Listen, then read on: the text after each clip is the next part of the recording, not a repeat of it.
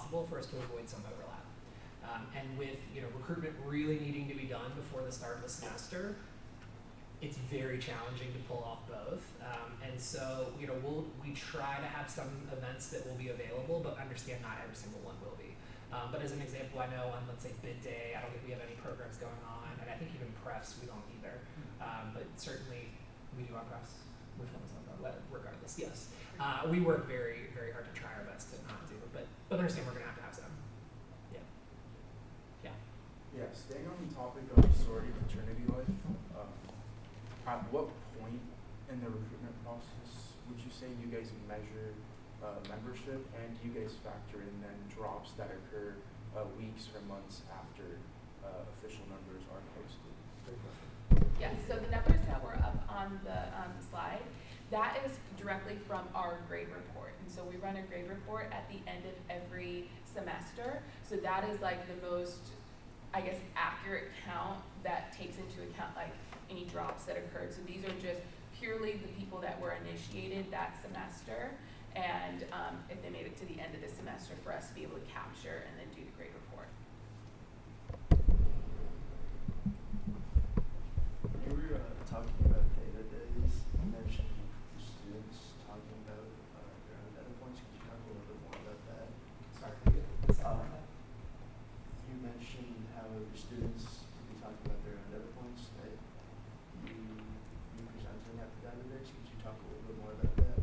Yeah, so our data days essentially is going to be all of student engagement, going through what data they collected in that specific semester. So it's going to be everything from our attendance data, outcomes data, any of like the satisfaction surveys or things we would have done, and each area has approximately 20 minutes to report out to the whole team. And we'll invite our colleagues, typically from assessment with the division. They'll sit in and can give feedback as we think through how we can both hold ourselves accountable to make sure we're collecting the appropriate data we need to effectively tell our story, but also to think about how do we improve upon that as well. And so we've been doing that now for the last year and a half, I feel like. And so what I would love is, honestly, if you all would want to come and sit in, I'd love to have you all there, because I think it would be interesting for you two to ask questions or be like, oh, I didn't know that. Or maybe to think about things a little differently, but I don't necessarily have students reporting out on day-to-day, because it's really just our offices right now that are reporting on what student data they've collected for that particular semester. Yeah. One of the things, and maybe this is just anecdotal to just my life and the people I know, is that when I talk to a lot of students, they don't show up to a lot of these very great events that are phenomenal because they simply just never heard about them. And I noticed that in a couple of your line items that, especially I saw an advertising one where you decided to cut by, I believe it was 500. What is your plans for promotion going forward, and do you plan on changing anything, and I guess why? Yeah, that's a great question.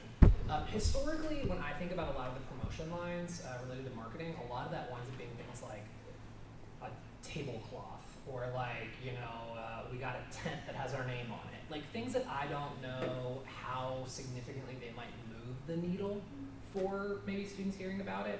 Our social has been extremely significant, but what I will say the biggest one for me that I think will have an impact is going to be the new Gator Connect.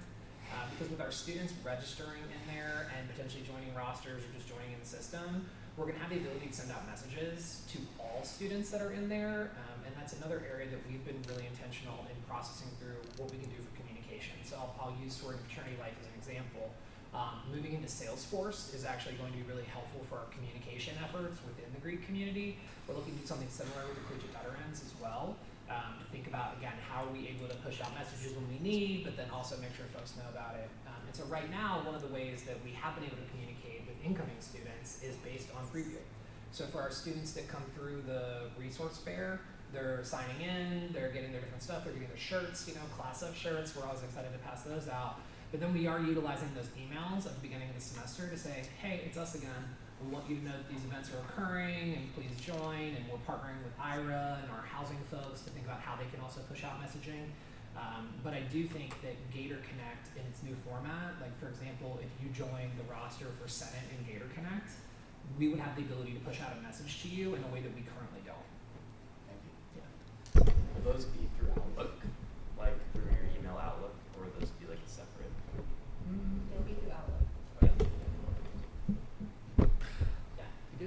looking to push students to register for Gator Connect?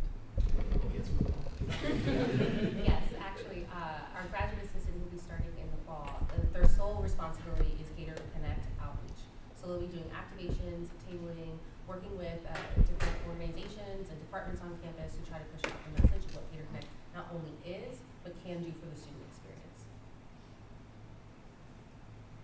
How do you make sure that student orgs are actually using Gator Connect throughout the entire semester, rather than just like the incentives that you said for the leaders with the credentials and verifying those?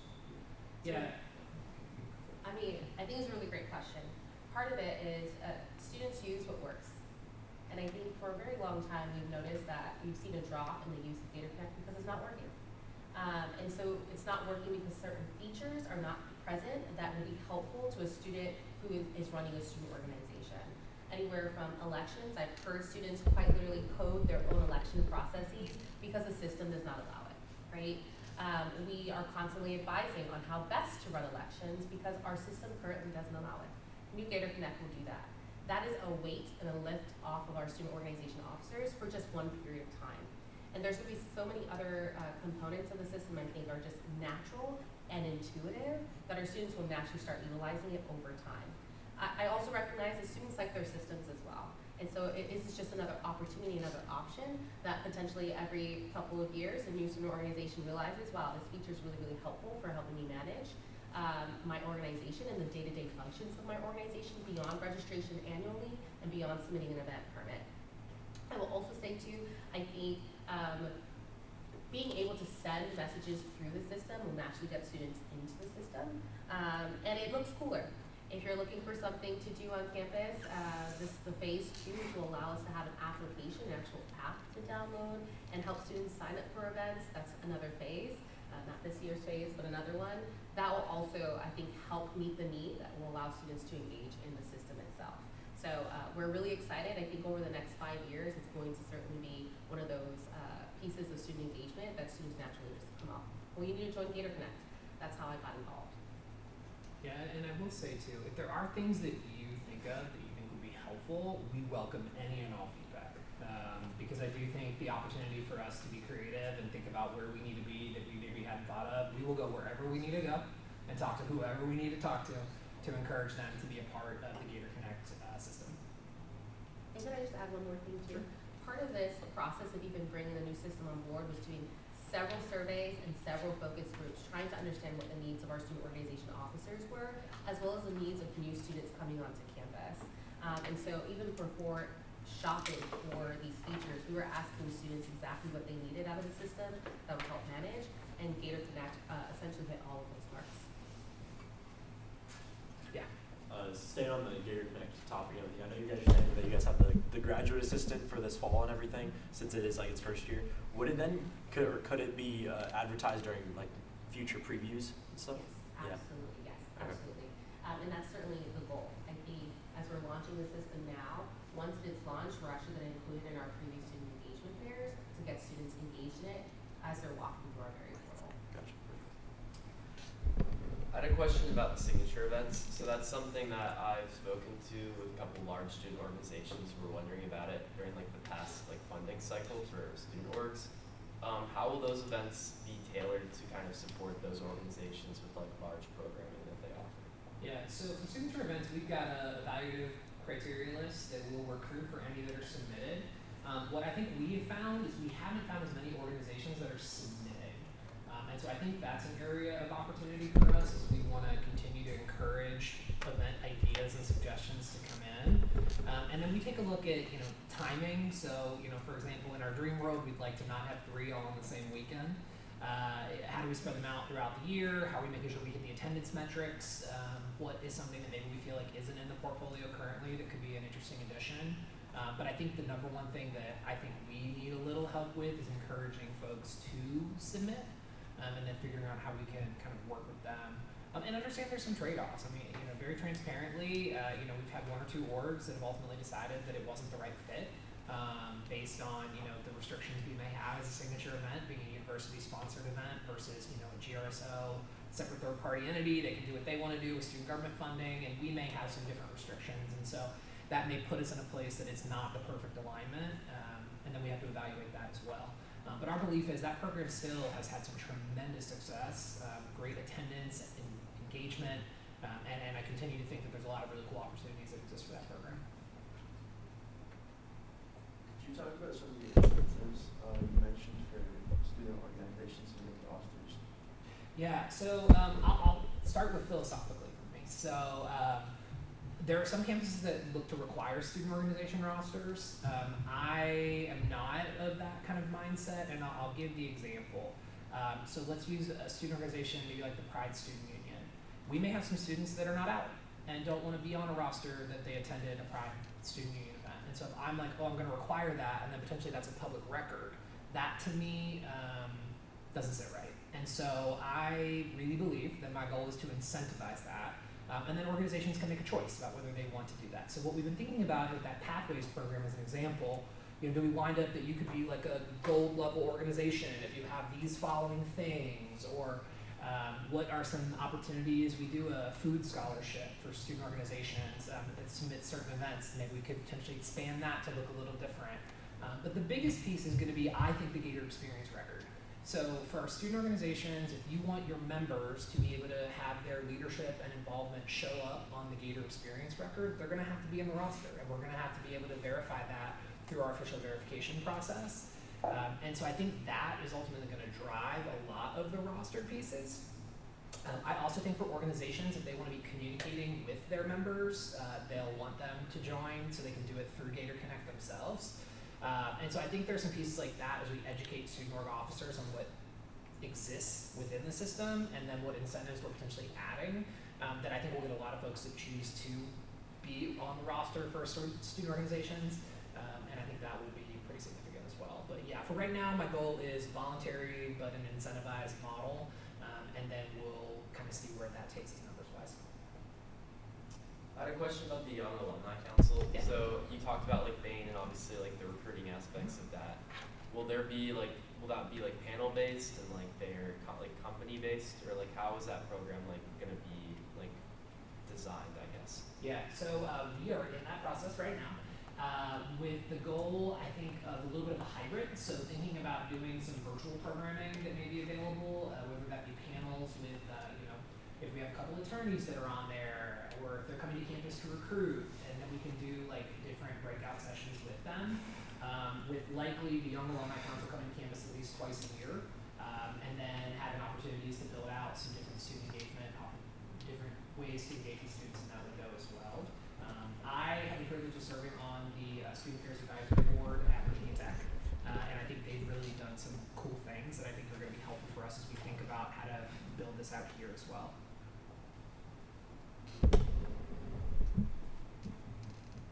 So how do you make sure that students know about all of the resources that are on Gator Connect, specifically in terms of the student org leaders, like actually utilizing consistently with the attendance, with the elections, for example?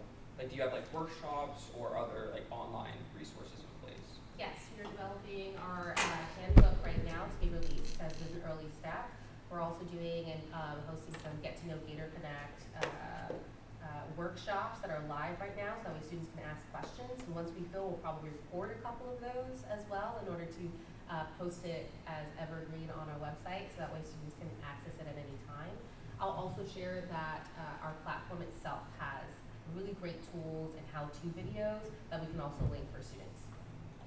Yeah, we're also partnering with Business Affairs to launch some additional trainings for students. We do have mandatory trainings that are already required for many of our officers, so thinking about how those show up as well.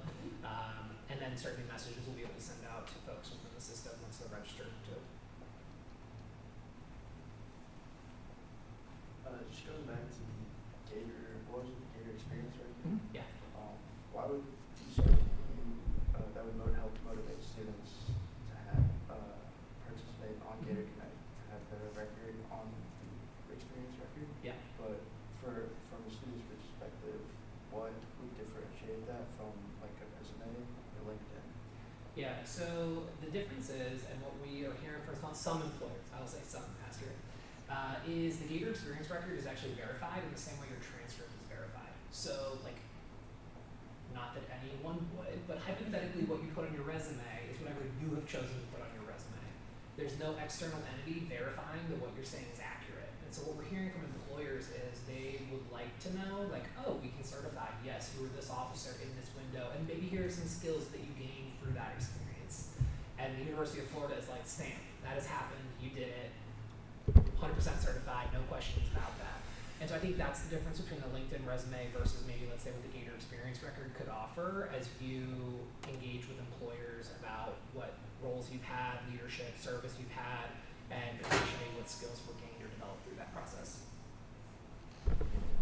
And would you have the advisors verify everything, or what does that look like? Yeah, so that's actually one area that Jackie is super thrilled to be working on for us. So we are going to be responsible for verifying all of the student organization involvement. So if you were an officer, what skills were developed, all of that is actually going to be Jackie's team on behalf of student engagement for right now. Because the Career Connection Center is actually leading this entire initiative. So the Gator Experience Record is with the Career Connection Center on behalf of the university. But we have to verify our portion that goes in. So as a different example, let's say whatever amount of hours of service you did, the Brown Center for Leadership and Service is responsible for verifying that, and they're doing that through GivePulse. So that is their metric to be able to certify, yes, you did these number of hours, we vetted and verified, and that will go on the Gator Experience Record. So Jackie is actually working through pathways, through the rosters, but like working to identify what positions we can verify, and then how we send that over to tell them, yes, stamp, it can go on the Gator Experience Record. And the Gator Experience Record just launched at the end of the spring semester by C3 on behalf of the university. And a question that we immediately started getting from student org leaders was, well, how do I get my position on there? And we only have been submitting president, vice president, treasurer. And so through the use of the new Gator Connect, we'll now have the ability for students to complete pathways and allow us to certify and add additional positions on there. And also to make sure, even if you were president, vice president, or treasurer, that you did something in your role. So it's kind of a double win in my mind in terms of getting to add it, but then also helping students reflect on their experience too. Yeah. So do you guys envision this Gator Experience Record as something students will send out alongside their resume to future employers? Yep, 100%. Is this like the Gator Experience Record? Is that obviously it would be Gator, but is this like something that other universities use as well, or is we kind of like paving the way? Yeah, there are a few that do it. Elon to me is an interesting institution. They do a lot of experiential learning with certifications, but I don't know that there's another institution of our size that is moving this type of initiative forward. So I think that is an area that would be really cool for the university, but also I think has led to some growth opportunities for us as we work our way through it. So I think we're a little behind probably where they initially were hoping to have it launched, but we want to make sure we're getting it right. All right, we have 3 minutes left, so I have one last question, and we'll see if we can get another one in. You talked about how you were able to use kind of like unfilled positions to like save money for the reserves. What are other ways that you are able to do that process and keep like a 0% increase over the years? I'm not sure 100%. Like besides like salary savings, like where are other areas that you like have been able to save money to build reserves? Yeah, my goal is not to build reserves. I'll be very clear about that. But vacancies, and my dream for vacancies is the day someone leaves is the day someone else starts. But alas, that has not been our experience.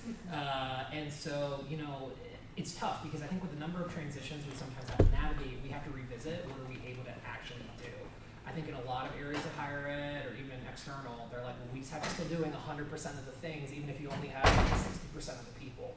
That's a really great way for burnout with our team. And I want to make sure I'm not, overworking folks. We want to make sure that we are doing what we need to do to provide that top-notch experience, but also be cognizant of the workload that may entail.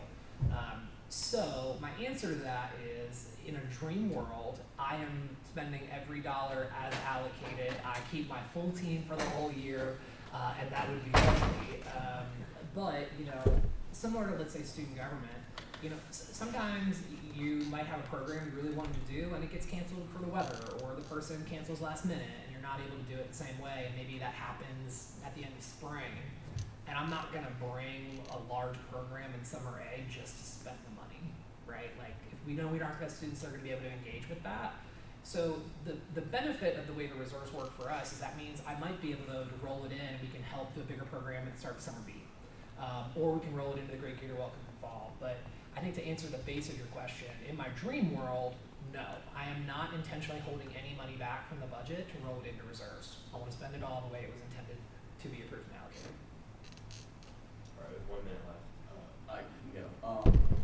I know you mentioned earlier that like the Greek life GPA was like a whole like 0.1 higher. I'm looking, it says 70,000 community service hours and over 1.5 million in philanthropy. What are ways that you guys are like promoting Greek life? Like trying to get students to join Greek life? That's an interesting question. Yeah, so I think we have our students, our incoming students that come here knowing they want to join the Greek community. And so those are kind of like low-hanging fruit. We know that we put out registration for recruitment and they're gonna sign up.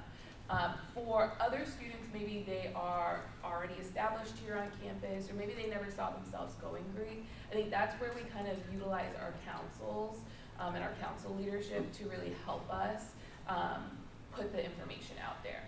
So during the summer, our councils will, along with their council advisor, will lead virtual info sessions, and so incoming students and parents can join that to get more information.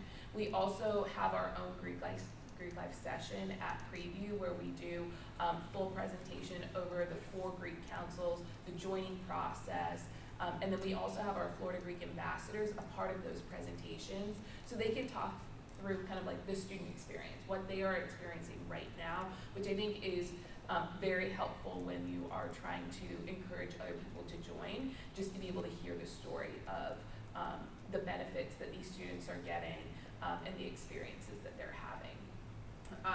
We keep our social media pretty updated, and so that is certainly one way that I think a big piece right now that we have been focused on is what are our collaboration efforts and what are our opportunities to be able to expand the programs that we do to non-Greek students, because that certainly, that interaction, I think one, helps us connect with non-Greek students, but also share some, of the experiences that you could be having if you were a Greek student here. Awesome, that concludes our 30 minutes of discussion, and we are now in line for 3 rounds of 3-minute pro-con debate, followed by final privilege. So we will begin our first round of pro-con debate.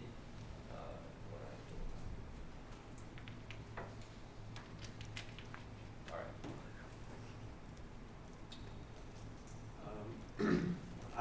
I'm really a big fan of this, I'm not gonna lie. I think that the questions were answered very, very, very well.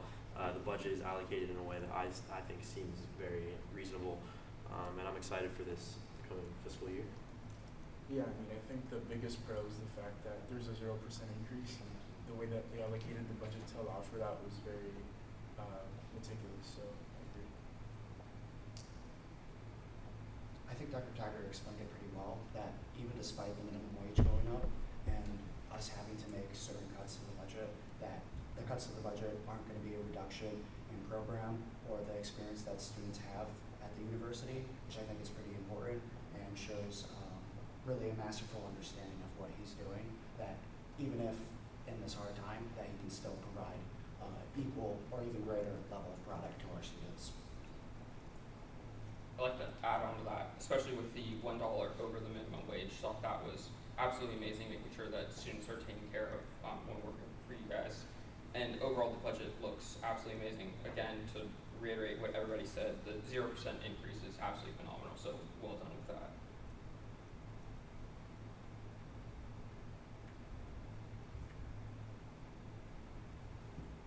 All right. Hearing none, we are now in line for 3 minutes of con, starting now.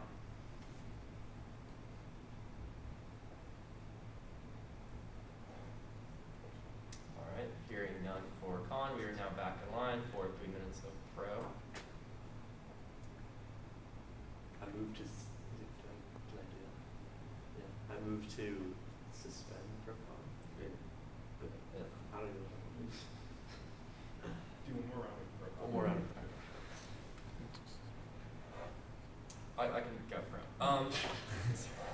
I thought this was an incredibly insightful conversation and discussion of kind of what student engagement is able to accomplish. And I think, you know, all the numbers submitted they're excellent, and I think they've done an incredible job of being able to, you know, deliver the great resources and kind of even greater resources and programming to come with, you know, the restrictions that come from, you know, a 0% increase. So I applaud that, and I think that, you know, I'm very excited to see what you guys are able to accomplish next year, and I'm fully confident that, you know, this hopefully budget will be able to allow you to do even greater things in years to come. Hearing no more pro, we are now in line for final privilege with James Tyger. Thanks, y'all. I just want to say, you know, I think to me, one of the things that I said at the beginning, but that I truly believe make the University of Florida a special place is I think this process. Having been a student government nerd most of my life and coming up kind of through this process, I think to see the ability for you all to actually dive into the numbers, ask the questions, have folks need to lead with transparency, talk about what we're doing, and to hear the back and forth, I think is the absolutely critical part of this process. And so I just want to say thank you, because I do think for each of you, I hope you don't take this process lightly. You know, as you navigate each of us with the Big Four and thinking throughout the year, not just in this window, like how do we remain engaged and what questions do you have and do you feel comfortable, you know, navigating those and asking those.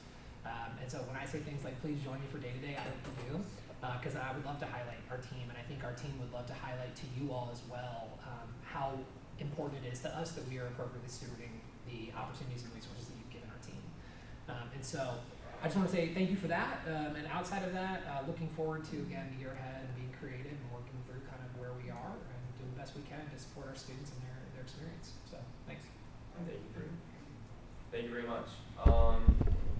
Do I hear a motion to advance the student engagement budget of $3,463,520 to second hearings? So moved by unanimous consent. Do I hear a second? All right, I hear a motion to move the student engagement budget of $3,463,520 to second hearings by unanimous consent. Do I hear any objections? Hearing none, that motion passes, and that concludes what we have for this meeting. So I adjourn this meeting July 6, 2026 at 10:26 in the Student Government Engagement Portal.